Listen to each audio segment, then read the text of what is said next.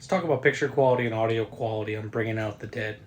Hey guys, Michael here from the Shameless Picture Show, back for part 2 of my review of Martin Scorsese's Bringing Out the Dead, which was recently re-released by my good friends over at Paramount Pictures. So Bringing Out the Dead was shot by cinematographer Robert Richardson, who has worked with names such as, obviously, Martin Scorsese, Oliver Stone. He has worked with Quentin Tarantino. He's kind of a who's who of filmmaking. He shot this movie on 35mm film using Panavision cameras and lenses. It was shot using Kodak film stock. It was framed at a 2.39 to 1 aspect ratio.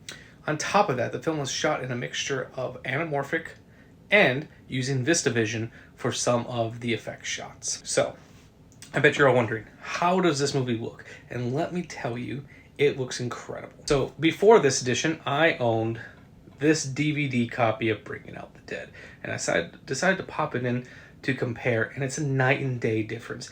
I'll be able to get rid of this copy of Bringing Out the Dead because this is the superior version of the film. This is one of Martin Scorsese's more experimental films.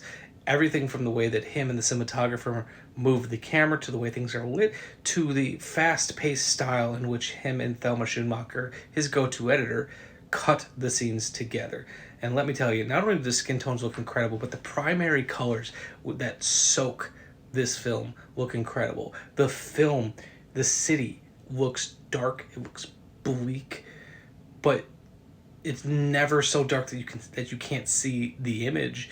And a big part of that is because of the new Dolby Vision color grade that's on this film. I personally think people have a very misconstrued viewpoint of what HDR does. HDR is not some miracle thing. It's not going to make old movies look like new movies. What it's going to do is it's going to improve your color and it's going to improve your contrast. It's going to make your darks darker without ever crushing them. It's going to make your whites whiter without ever blooming them.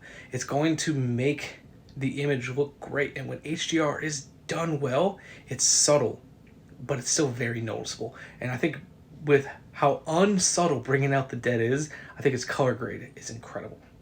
On top of that, this disc does come with a new Dolby Atmos audio track, and let me tell you, the immersion you get from this audio track is insane. There was times where there were sirens happening off screen that I really thought were coming from my neighborhood. Even though I don't have my windows open, it wouldn't make sense, but they sounded so believable. The atmosphere that you get from the Dolby Atmos track is incredible. I just kind of felt like I was in a bubble of sound the entire time.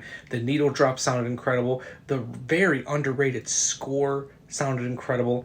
I was very happy with the way this movie sounds. And while this movie is known for its needle drops, I do have to give some love to Elmer Bernstein's score in this movie. It is incredibly underrated, and if you've not heard it before outside of this movie, go to YouTube, give it a listen, and just realize how amazing that score truly is. So on top of everything else, this movie does have some new special features.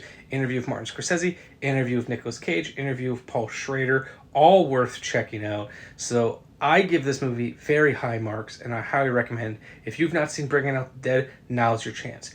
If you love Bringing Out the Dead, here's your chance for an upgrade. So I appreciate you guys watching. If you like what I'm doing here, make sure you hit that subscribe button, and I'll talk to you next time.